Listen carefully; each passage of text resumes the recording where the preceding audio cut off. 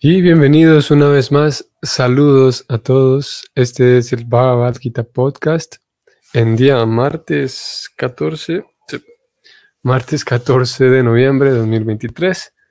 Vamos a continuar con el capítulo 2, titulado Resumen del contenido del Gita. Vamos a leer desde el verso 26 hasta 28, posiblemente 29 también. Así que sean bienvenidos, Hare Krishna. Comenzamos.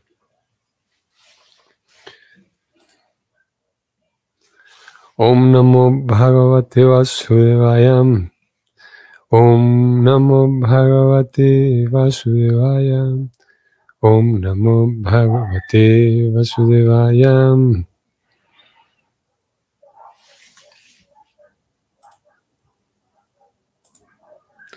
Atha chainam nityam yatam nityam vammanyasemritam tathapi tvam mahabaho nainam sochitumadhasim. Traducción del verso. Dijo Krishna: sin embargo, si crees que el alma o el conjunto de las señales de vida nace siempre y muere para siempre, aún así no tienes por qué lamentarte, oh tú el de los poderosos brazos.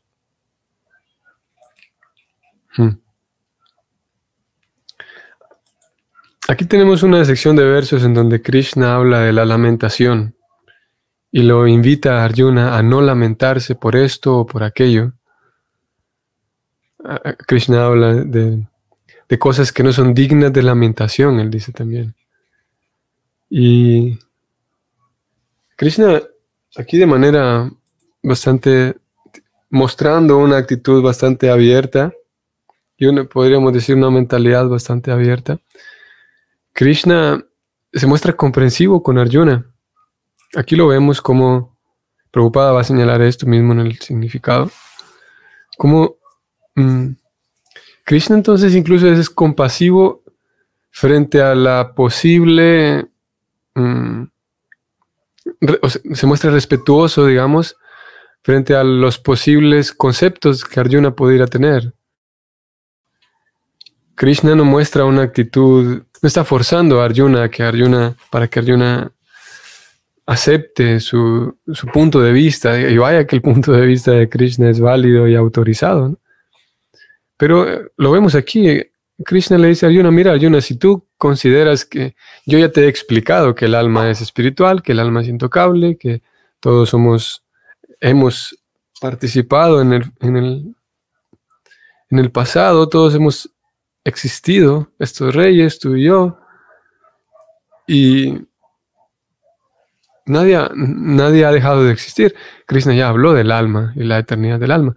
En este verso Krishna le dice a Arjuna: mira Arjuna, incluso si no crees en mi postura, si sigues pensando, por ejemplo, que el alma nace y muere, Arjuna, aún así, si tú sigues sigues usando tus propios paradigmas, si crees que la persona vive, ok, pero cuando muere deja de existir para siempre, aún así, Arjuna, no tienes por qué lamentarte.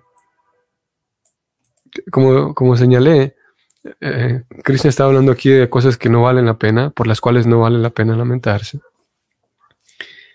Y sí, ¿no? Krishna, como dije, no se aferra a que Arjuna, a tener la razón, digamos, sino que más bien está preocupado por el bienestar de su amigo, de Arjuna.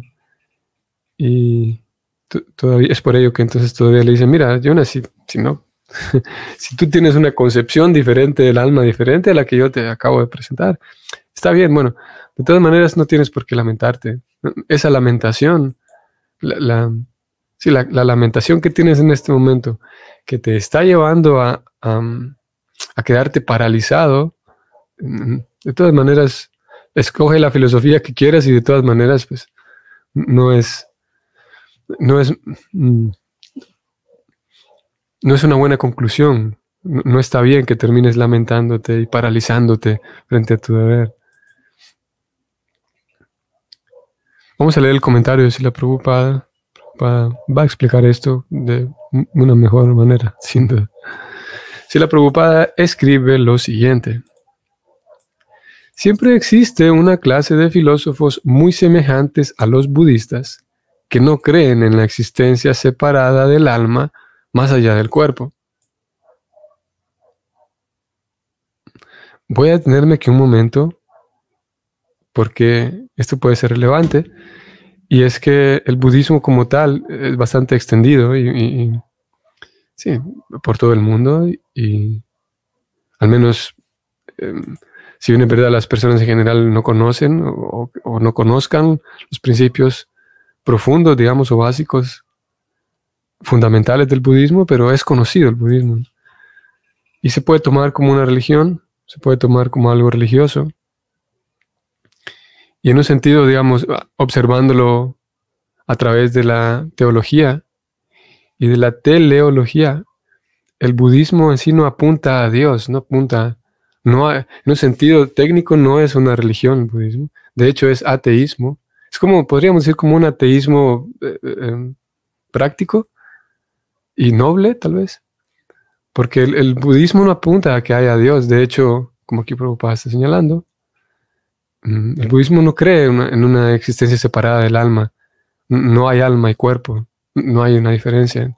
Esa diferenciación entre entes, como si la presenta la Gita, no. Y claro, hay diferentes ramas del budismo, pero en general y en esencia, es que el budismo no apunta a Dios, y mucho menos a servir a Dios, y mucho menos a servir a Dios con una actitud amorosa. Esto es algo muy propio del Bhakti. Por lo tanto, en algunas ocasiones se lo define al budismo así como un ateísmo, ¿sí?, práctico. Porque claro, es muy práctico. Presenta muchas, digamos, directrices prácticas para conducir la vida de uno. Cosas, en un sentido, hay a veces bastante similares, digamos, con el Bhakti, como la meditación, el control de las emociones y de la mente. Pero en sí no hay ninguna figura de Dios y tampoco almas que sirvan a Dios. Sigamos leyendo. Cuando el Señor Krishna habló la Bhagavad Gita, parece ser que esa clase de filósofos ya existía y se los conocía como los Lokayatikas y Vaibhasikas. Estos filósofos sostenían que las señales de vida aparecen cuando las combinaciones materiales alcanzan cierta condición de madurez. El científico material moderno y los filósofos materiales también son de la misma opinión. Según ellos, el cuerpo es una combinación de elementos físicos y en determinada etapa las señales de vida se desarrollan por la interacción de los elementos químicos y físicos. La ciencia de la antropología se basa en esta filosofía.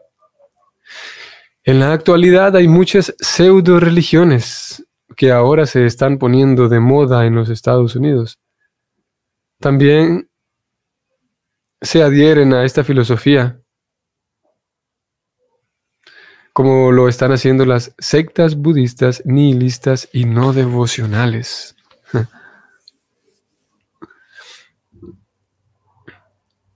Es interesante ver leer este humor en el que Srila Prabhupada en ocasiones escribe, hablando de pseudo-religiones. Aquí habló de sectas y pseudo-religiones. Pudiera dar la impresión de que aquí enfrente tenemos a un escritor también fundamentalista y sí, que podríamos decir fanático. Lo cierto es que hay razón por la cual y hay un sustento por el cual, usando el cual podemos comprender por qué Srila Prabhupada habla de pseudo-religiones. No solamente porque siente envidia de otros, sino porque hay una forma de conocer qué es una religión genuina. Y si hay algo que no es una religión genuina, pues es eso, es una religión no genuina o una pseudo-religión. Y para la salud del estudiante, para el beneficio del estudiante, hace falta que el maestro entonces enseñe qué es una religión y qué no es una religión, para que el estudiante pueda construir su propio criterio, ¿no?, para formarse una opinión y una postura. Debido a que hay debido a que nosotros, este es otro tema en realidad, pero debido al momento histórico en el cual nosotros nos encontramos, en el cual hay es posible ver y es fácil ver tantos líderes religiosos fundamentalistas y fanáticos. Entonces actualmente tenemos una cierta, digamos, un cierto deseo de paz y de unidad. Entonces cuando leemos así la Prabhupada, es posible que alguien que lea así la Prabhupada en este humor podría dar la impresión de que más de lo mismo, otro fanático religioso que está rechazando a los demás. Pero lo cierto es que si hay alguien y si hay una filosofía y hay un conocimiento que nos enseñe a determinar, a cotejar, a saber identificar qué es una religión genuina y qué no es una religión genuina, pues ese conocimiento, sí, en ocasiones va a tener que presentarnos ejemplos de qué es lo que no es una religión y algo que es pseudo religioso. Y es lo que hace aquí Srila Prabhupada.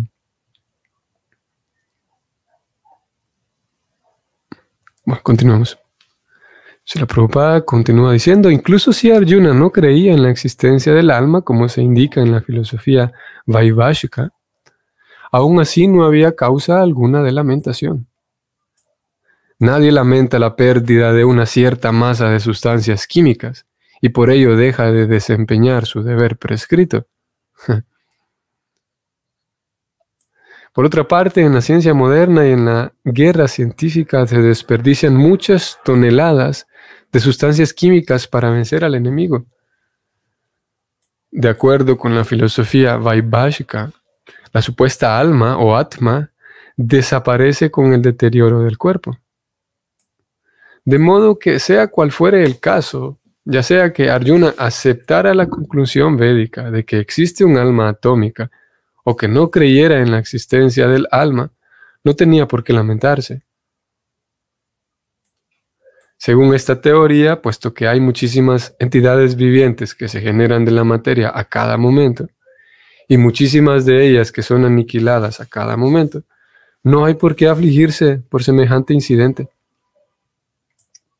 Si el alma no iba a volver a nacer, no había motivo de que Arjuna temiera ser afectado por reacciones pecaminosas a causa de matar a su abuelo y a su maestro, ¿correcto? Pero al mismo tiempo, Krishna se dirigió a Arjuna sarcásticamente y lo llamó Mahabaho, el de los poderosos brazos, porque al menos él no aceptaba la teoría de los Vaibhashikas, Krishna no la aceptaba, la cual deja a un lado la sabiduría védica. Arjuna, como kshatriya que era, pertenecía a la cultura védica y le correspondía seguir los principios de ella. Fin del comentario. Es posible encontrar, sin duda, y con facilidad, encontrar personas que viven, digamos, con este paradigma, con esta filosofía. Tal vez me refiero a que tal vez viven con esta filosofía sin necesariamente ser conscientes de que tienen esta filosofía de vida. Me refiero a considerar que el alma es solamente un tema mitológico tal vez, o algo demasiado religioso, pero en sí, la idea de que exista un alma no es posible según algunos, porque no se la puede probar, no se puede comprobar la existencia del alma. Y como la ciencia no puede comprobar algo, entonces no creemos en ello. Que también este es otro tema, también fascinante, como hoy por hoy, para muchos, la ciencia es una especie de Dios, y hay diferentes, digamos, formas de pensar y comportamientos que son dogmáticos también, de personas que defienden la ciencia y que para ellos todo primero tiene que ser, entre comillas, probado por la ciencia. Es una especie de fe en la ciencia y en muchos casos fe ciega también. Comportamientos idénticos, exactamente los mismos de comportamientos de personas fanáticas religiosas. Y eso es interesante también. Entonces, algunas personas realmente su fe está puesta en que lo que diga la ciencia, eso es. Y como dije, es otro tema también que abarca algunas consideraciones filosóficas muy interesantes. Entonces, decía, muchas personas consideran que el alma no existe. Y si es verdad, como Prabhupada señaló aquí, si es verdad que el alma no existe, nos queda la pregunta de qué somos. Y frente a la pregunta de qué somos como seres humanos, si eliminamos la posible respuesta de que somos el alma, dijimos que ya no existe porque no se la puede probar, según. Entonces, eliminamos la posibilidad de responder que somos el alma y somos cualquier otra cosa menos el alma. Y si somos cualquier otra cosa, ¿cuál es la respuesta más natural que queda? Es que somos una combinación, como aquí Prabhupada indicó, de eso, de químicos y átomos y moléculas, ¿no? O sea, simplemente somos materia. Y si es verdad que somos materia, a ver, detengámonos ahí otra vez. Eso es lo que se conocería como el materialismo filosófico, que haciendo uso de la filosofía concluyo de que todo es materia, de que no hay alma, no hay algo espiritual en un componente humano, solamente hay eso, mente, cerebro, inteligencia, reacciones químicas y programaciones culturales y antropológicas y creencias y paradigmas, pero no hay un alma. Entonces, ese materialismo filosófico que indica que no hay ni Dios ni alma, no hay una dimensión espiritual. La espiritualidad o la idea de que hay cosas espirituales, según ellos, la idea de cosas espirituales es solamente un paradigma que se ha venido heredando de generación en generación, pero que en realidad la humanidad por fin está caminando en una dirección en la cual va a dejar de hablar de cosas espirituales porque se dará cuenta que las cosas espirituales son mitología. Y pues, hay cantidad muy grande de personas que tienen esa esperanza de que por fin estamos avanzando en una dirección en la cual somos más inteligentes. Y somos más inteligentes significa que ya dejamos de arrastrar, según ellos, arrastrar conceptos, sí, mitológicos y ese pensamiento mágico de que existe algo más allá de la materia. Y si es verdad, si encontramos a alguien que de verdad esté aferrado a esta idea, si es honesto y realmente está aferrado a estas creencias, lo cierto es que tendríamos una persona, digamos, despiadada o muy posiblemente despiadada, porque si es verdad que no existen cosas más allá de lo físico, todo lo que vemos, toda la realidad humana se explica nada más con respuestas físicas, hablando de químicos, como decía, en cuerpo, químicos y movimiento, ¿cómo se llama? Actividad eléctrica en la cabeza y en el cerebro más bien.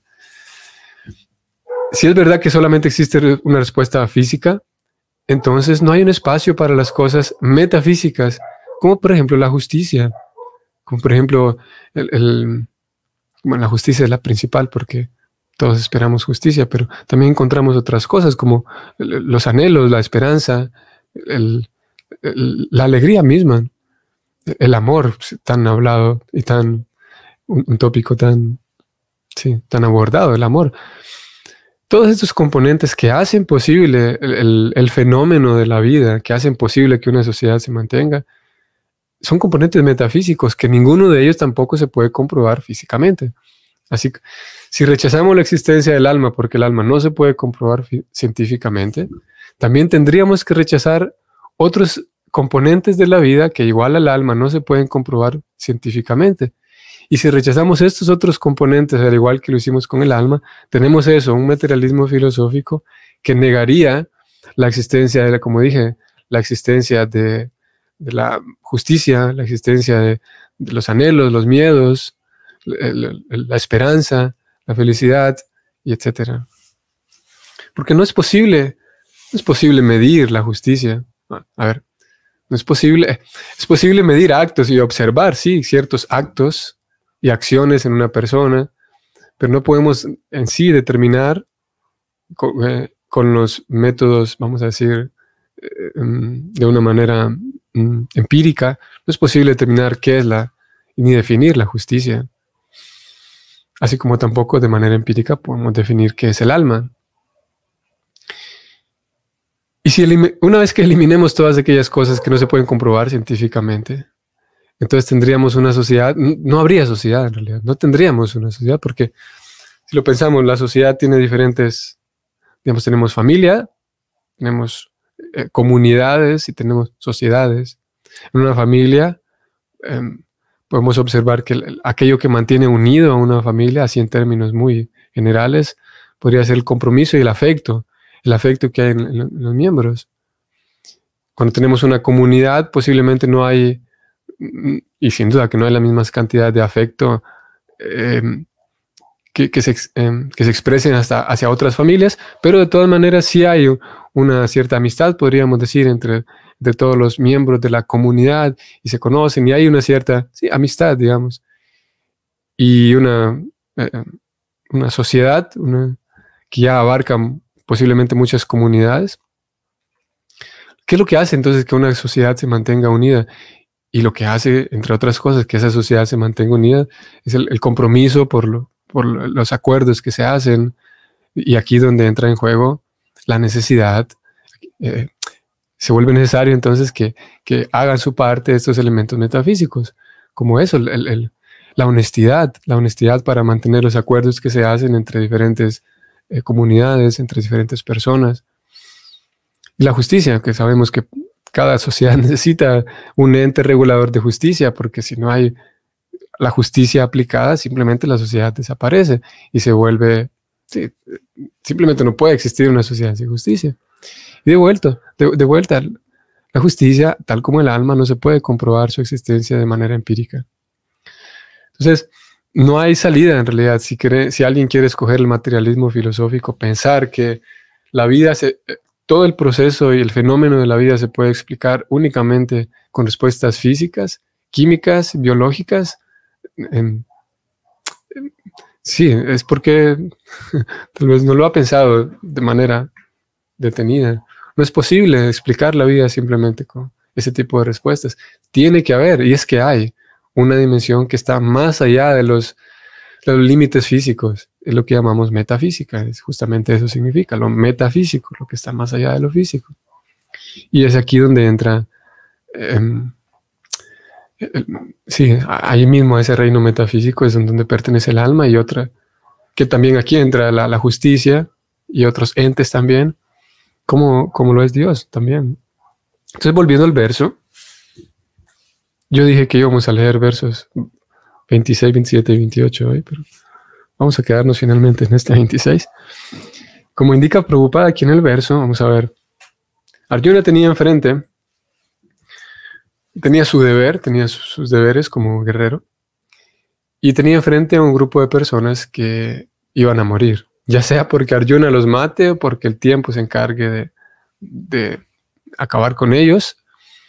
Pero de todas maneras, si el deber de Arjuna es mantener, digamos, el orden social, ¿para qué se detiene tanto a pensar, si es verdad que no existe el alma, ¿dónde está la lamentación? ¿O por qué habría lamentación de simplemente acabar con como Prabhupada lo llama aquí, con un montón de células y componentes químicos? Vamos a ver. Vamos a ir un poco más arriba para ver cómo Prabhupada. Nadie lamenta la pérdida de una cierta masa de sustancias químicas. Aquí es lo que quería decir. Si es verdad que no existe el alma, solamente nosotros somos un montón de masas químicas caminando, imaginando que existe el amor, porque fuimos, de alguna manera, estamos programados en nuestra genética. Ciertos químicos se presentan ahí para imaginar que existe el amor, para imaginar que existe la cordialidad. Pero solamente somos eso, un montón de masas de compuestos químicos, de sustancias químicas caminando. Entonces, ¿qué hay de malo en matar una masa de sustancias químicas? Pero lo cierto es que todos sabemos que existe eso. Que es inmoral simplemente acabar con la vida de alguien más. Y vamos de vuelta con alguien que realmente abrace el materialismo filosófico. Esta persona no tendría derecho, digamos, si alguien abraza el materialismo filosófico y desdeña todo lo que no se puede comprobar científicamente de forma empírica, entonces no tendría derecho a pedir justicia de vuelta. Si es verdad que solamente somos masas de sustancias químicas. Todos los seres humanos somos simplemente eso. Entonces no tendría sentido lamentarse porque mueren muchos inocentes. Pero lo cierto es que sabemos todos que hay eso, que hay un gran error moral en dañar a otros, ¿no? Preocupada más abajo, entonces señala también que, y si es verdad que no existe un alma, si es verdad que al momento de morir se acaba todo, entonces ¿por qué Arjuna se está lamentando de que va a recibir un castigo, que va a recibir un resultado desfavorable de sus propias acciones en su siguiente vida? Si es verdad que el alma no existe, pues puede hacer daño cuanto quiera. Y porque aquella persona que está caminando allá no es más que eso, un compuesto de químicos. Y dos, no habría por qué lamentarse porque él mismo no va a recibir ningún castigo en su próxima vida, porque no existe próxima vida. Las próximas vidas existen solamente para aquellos que creen que el alma existe. Pero no es el caso de Arjuna. Bueno, en realidad Arjuna, lo que sucede aquí es que Arjuna está confundido, como ya lo vimos al inicio del capítulo, y no es capaz de recordar todas estas cosas apropiadamente. Claro, esto sucede por arreglo del Señor Supremo. Él es puesto en esta especie de olvido para que estos tópicos justamente se presenten y se hablen, para beneficio de los lectores en la posteridad, henos aquí nosotros. Y en esa misma línea del materialismo filosófico es en donde caminan muchas personas por la falta de guía, por la falta de conocimiento. Muchas personas que se declaran ateas que se declaran ateas por la supuesta no existencia de Dios. No es, digamos, hay una cantidad muy grande de personas que toman esa postura no necesariamente porque se han tomado el trabajo de pensar muy profundamente acerca de la ontología de Dios, el origen de las almas y todas las posibles los posibles escenarios de una existencia o no existencia de Dios. No es porque haya todo un trabajo filosófico, sino en ocasiones y usualmente es porque hay una decepción de la religión más popular, o hay una decepción de los líderes, de las personas sintiendo decepción al observar comportamientos de algunos líderes.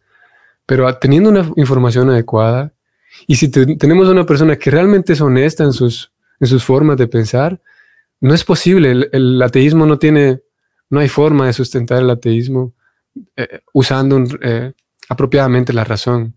Siempre la razón y la lógica nos va a llevar a que no es posible que la vida sea solamente algo físico. Tiene que haber algo metafísico. Tiene que existir la existencia de un ser superior. Tiene que existir tiene que haber la existencia de entes más allá de lo físico. Y como dije, es por esa razón que el movimiento de conciencia de Krishna busca hacer llegar toda esta literatura, que muchas personas tienen la postura del ateísmo simplemente por falta de información, por falta de opciones. Pero si hay una opción que plantee unas